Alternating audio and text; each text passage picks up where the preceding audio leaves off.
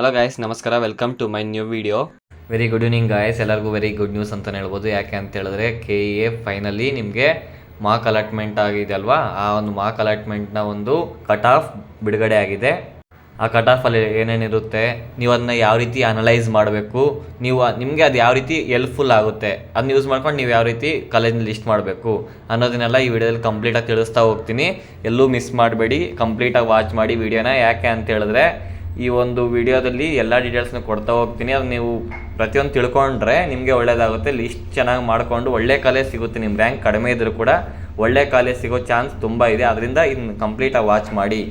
ವಿಡಿಯೋಗೆ ಹೋಗೋಕ್ಕೂ ಮುಂಚೆ ಇದೇ ಥರದ ನಿಮಗೆಲ್ಲ ಅಪ್ಡೇಟ್ಸು, ನೋಟಿಫಿಕೇಷನ್ಸು, KEA ರಿಲೀಸ್ ಮಾಡೋ ಪ್ರತಿಯೊಂದು ನಿಮ್ಗೆ ತಲುಪಿಸ್ತಾ ಹೋಗ್ತೀನಿ.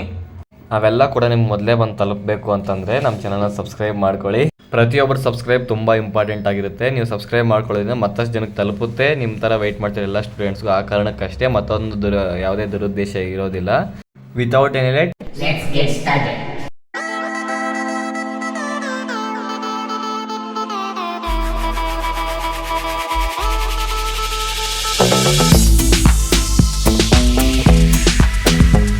ನೋಡಿ, ಇಲ್ಲಿ ಡಿಸ್ಪ್ಲೇ ಮಾಡ್ತಾ ಇದ್ದೀನಿ ನಿಮಗೆ. ಫಸ್ಟ್ ಗೂಗಲ್ ಬ್ರೌಸರ್ಗಾದರೆ ಬಂದಿದ್ದೀನಿ. ಅಲ್ಲಿ ನೀವು ಅಫಿಷಿಯಲ್ ವೆಬ್ಸೈಟ್ ಆಗಿರುವಂಥ KEA ಅವ್ರದ್ದು KEA.car.nic. ಅಂತ ಹೊಡೆದ್ರೆ ಅವರೊಂದು ಅಫಿಷಿಯಲ್ ವೆಬ್ಸೈಟ್ ಓಪನ್ ಆಗುತ್ತೆ. ಅದು ನಿಮ್ಮ ಗೂಗಲ್ ಅಥವಾ ಕ್ರೋಮ್ ಬ್ರೌಸರಲ್ಲಿ ಹೋಗ್ಬಿಟ್ಟು ಸರ್ಚ್ ಮಾಡಿ. ಈ ಥರ ನಿಮಗೆ ಅಫಿಷಿಯಲ್ ವೆಬ್ಸೈಟ್ ಓಪನ್ ಆಗುತ್ತೆ. ಇಲ್ಲಿ ನೋಡಿ ತೋರಿಸ್ತಾ ಇದ್ದೀನಿ ನಿಮಗೆ. ಫಸ್ಟ್ ಇಲ್ಲಿ UGCET ಅಂತಿದೆ ನೋಡಿ, 2024. ಅದನ್ನು ಕ್ಲಿಕ್ ಮಾಡಬೇಕು. UGCET ಅದು ಓಪನ್ ಆಗಿದ ತಕ್ಷಣ ನೋಡಿ, ಇಲ್ಲಿ ನೀವು ನೋಡ್ತಾ ಇರ್ಬೋದು UGCET 2024 ಅಣಕು ಹಂಚಿಕೆ ಕಟ್ ಆಫ್ ಅಂತ ಇದೆ. ಅಂದರೆ ಮಾರ್ಕ್ ಅಲಾಟ್ಮೆಂಟ್ ಏನಾಗಿದೆಯಲ್ವಾ 1, ಆ ಒಂದು ಮಾರ್ಕ್ ಅಲಾಟ್ಮೆಂಟ್ನ ಒಂದು ಕಟ್ ಆಫ್ ಇಲ್ಲಿ ರಿಲೀಸ್ ಮಾಡವ್ರೆ. ಅದು ಬಂದುಬಿಟ್ಟು ನಿಮಗೆ 2-11 ರೇಂಜಲ್ಲಿ ಏನೋ ರಿಲೀಸ್ ಮಾಡವ್ರೆ. ನಿಮಗೆ ವಿಡಿಯೋ ಒಂದು ತಲುಪಿಸೋ ಪ್ರಯತ್ನ ಮಾಡ್ತಿದ್ದೀನಿ. ಈ ಥರ ನಾವು ತುಂಬ ಎಫರ್ಟ್ಸ್ ಇರ್ತವೆ. ಅದಕ್ಕೋಸ್ಕರ ನೀವು ನಮ್ಮ ಚಾನಲ್ನ ಸಬ್ಸ್ಕ್ರೈಬ್ ಮಾಡ್ಕೊಳ್ಳಿ. ಇನ್ನೂ ಸಬ್ಸ್ಕ್ರೈಬ್ ಮಾಡ್ಕೊಂಡಿಲ್ಲ ಅಂತಂದರೆ ನಿಮ್ಮ ಪ್ರತಿ ಸಬ್ಸ್ಕ್ರಿಪ್ಷನ್ ಕೂಡ ತುಂಬ ಇಂಪಾರ್ಟೆಂಟ್ ಆಗಿರುತ್ತೆ. ಇದು ಕ್ಲಿಕ್ ಮಾಡಿದ ತಕ್ಷಣ ನೋಡಿ, ಇಲ್ಲಿ ಈ ಥರ ಓಪನ್ ಆಗುತ್ತೆ.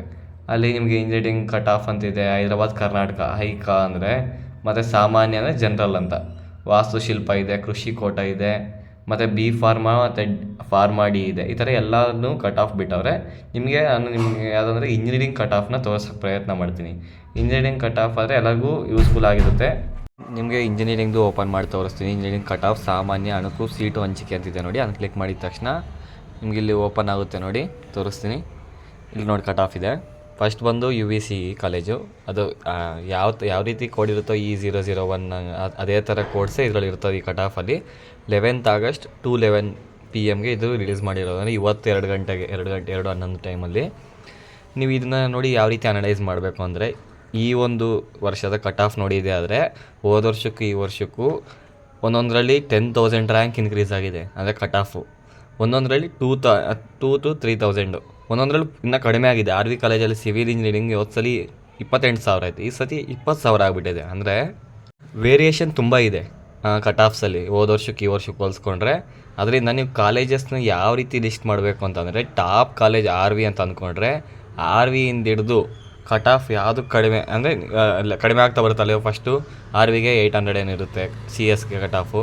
ನೆಕ್ಸ್ಟ್ ಬರೋದು ಯಾವುದು BMS CEನೋ ಅಥವಾ MSRITನೋ, ಆ ರೀತಿ ಅದೇ ಥರ ಆರ್ಡ್ರಲ್ಲಿ ಕಡಿಮೆ ಕಟ್ ಆಫಿಂದ ಜಾಸ್ತಿ ಕಟ್ ಆಫ್ಗೆ ಹೋಗ್ತಾನೆ ಇರಬೇಕು.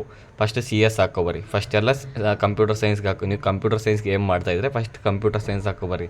ಅದಾದಮೇಲೆ AI/ML ಹಾಕೋಬರಿ. ಅದಾದಮೇಲೆ ಡಾಟಾ ಸೈನ್ಸ್ ಹಾಕ್ಕೊಳ್ಳಿ. ಆಮೇಲೆ ಇನ್ಫಾರ್ಮೇಷನ್ ಸೈನ್ಸ್ ಇದೆ.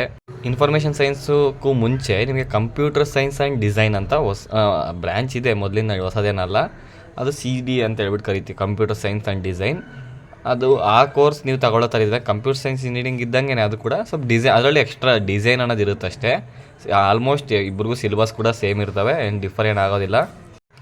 SKSJT ಇದೆ, BMS ಅಂಬೇಡ್ಕರ್ ಇದೆ, ನೆಕ್ಸ್ಟ್ RV ಇದೆ. ಅದಾದಮೇಲೆ ಇನ್ನು ನೆಕ್ಸ್ಟ್ ಬರೋದು RV ಕಾಲೇಜು ಅದರದ್ದೇ. ನೆಕ್ಸ್ಟ್ MSRIT ದಯಾನಂದ್ ಸಾಗರ್ ಇದೆ. ನೀವು ದಯಾನಂದ್ ಸಾಗರಲ್ಲಾದರೆ ನೋಡ್ಬೋದು ಕಟ್ ಆಫ್ಸ್ನ ಕ್ಲಿಯರ್ ಆಗಿಲ್ಲಿ. ಅಂದರೆ ದಯಾನಂದ್ ಸಾಗರ್ ಎಕ್ಸ್ಪ್ಲೇನ್ ಮಾಡ್ತೀನಿ, ಇನ್ನು ಬೇರೆದು ಎಕ್ಸ್ಪ್ಲೇನ್ ಮಾಡಿಲ್ಲ ಅಂತ ಅಂದ್ಕೋಬೇಡಿ. ದಯಾನಂದ್ ಸಾಗರ್ ಬಂದು 3 ಬ್ರ್ಯಾಂಚ್ ಇದೆ. ಒಂದು DSCE ಅಂತಂದರೆ Dayanand Sagar college of engineering ತೋರಿಸ್ತಾ ಇರೋದು. ಇನ್ನೊಂದು ಬಂದು ದಯಾನಂದ್ ಸಾಗರ್ ಅಕಾಡೆಮಿ ಅಂತಿದೆ. ನೆಕ್ಸ್ಟು ದಯಾನಂದ್ ಸಾಗರ್ ಹಾರೋಹಳ್ಳಿ ಹತ್ರ ನ್ಯೂ ಯೂನಿವರ್ಸಿಟಿ ಸ್ಟಾರ್ಟ್ ಆಗಿದೆ. ಕೂಡ್ಲು ಗೇಟ್ ಹತ್ರ ಇರೋದು. ಇದು ಎರಡೂ ಕಂಬೈನ್ ಅಂದರೆ ಕೂಡ್ಲು ಗೇಟ್ ಹತ್ರ ಶಿಫ್ಟ್ ಆಗಿಬಿಟ್ಟಿದೆ ಅಲ್ಲಿಗೆ. ಕನ್ಫ್ಯೂಸ್ ಆಗಬೇಡಿ ಆ 3ಇಂದ.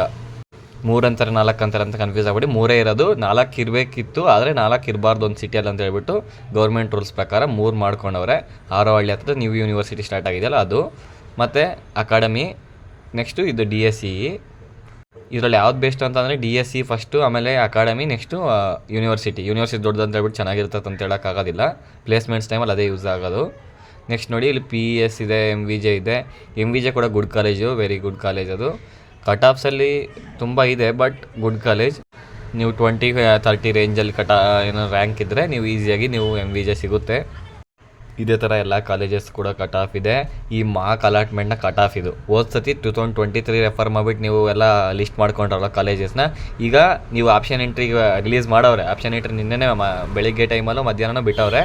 ಆ ಒಂದು ಆಪ್ಷನ್ ಎಂಟ್ರನ್ನು ಯೂಸ್ ಮಾಡಿಕೊಂಡು ಆಪ್ಷನ್ ಎಂಟ್ರಿ ನೀಟಾಗಿ ಮಾಡಿ. ನಿಮಗೆ ಆದರೆ ಎಲ್ಲನೂ ಡಿಲೀಟ್ ಮಾಡಿಬಿಟ್ಟು ಮತ್ತು ಫಸ್ಟಿಂದ ಆಗಕ್ಕೆ ಟ್ರೈ ಮಾಡಿ. ಯಾಕಂದರೆ ನಿಮ್ಗೆ ಒಳ್ಳೆ ಕಾಲೇಜ್ ಸಿಗೋ ಚಾನ್ಸ್ ಇದೆ. ನೀವು ನಿಮ್ಮದು ರ್ಯಾಂಕ್ 20,000 ಇರಲಿ, 30,000 ಇರಲಿ, ಎಷ್ಟು 1,00,000 ಇರಲಿ, ಟಾಪ್ ಕಾಲೇಜಸ್ಸಿಂದ ಹಿಡಿದು ಡೌನಿಗೆ ಬರ್ರಿ. ಯಾಕೆ ಆ ಥರ ಇದ್ರೇ ವೇಕೆನ್ಸಿ ಇದ್ದಾಗ ಇವಾಗ ಒಬ್ಬರಿಗೆ 60,000 ರ್ಯಾಂಕ್ ಬಂದಿದೆ, ಅವ್ರಿಗೆ ಸಪ್ತಗಿರಿ ಸಿಕ್ಕಿದೆ. ಸಪ್ತಗಿರಿ ಕಟ್ ಆಫ್ ಎಷ್ಟು 30,000 35,000 ಲಾಸ್ಟ್.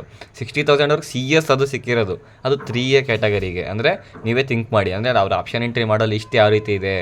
ಇದು ಫ್ಯಾಕ್ಟ್ ನಿಜವಾಗ್ಲೂ ಹೇಳ್ತಿದ್ದೀನಿ, ಇದು ನಿಜವಾಗ್ಲೂ ನಡೆದಿರೋ ಘಟನೆನೇ ನಾನು ನೋಡಿದ್ದೀನಿ. ಇಷ್ಟ ಆಗಿತ್ತು ನೋಡಿ ಇವತ್ತಿನ ವೆರಿ ಬಿಗ್ ಅಪ್ಡೇಟ್. ಏನಾದ್ರು ಡೌಟ್ಸ್ ಇದೆ ಕಮೆಂಟಲ್ಲಿ ತಿಳಿಸಿ. ನೀವಿನ್ನೂ ನಮ್ಮ ಚಾನಲ್ನ ಸಬ್ಸ್ಕ್ರೈಬ್ ಮಾಡ್ಕೊಂಡಿಲ್ಲ ಅಂದರೆ ಪ್ಲೀಸ್ ಒಂದು ಸಬ್ಸ್ಕ್ರೈಬ್ ಮಾಡ್ಕೊಬಿಡಿ. ಅಷ್ಟೇ ನಿಮ್ಮಿಂದ ಕೇಳೋ ಒಂದು ರಿಕ್ವೆಸ್ಟ್. ಈ ವಿಡಿಯೋ ಇಷ್ಟ ಒಂದು ಲೈಕ್ ಮಾಡಿ. ಒಂದು 200 ಲೈಕ್ಸ್ ಎಕ್ಸ್ಪೆಕ್ಟ್ ಮಾಡ್ತೀನಿ ಈ ವಿಡಿಯೋಗೆ.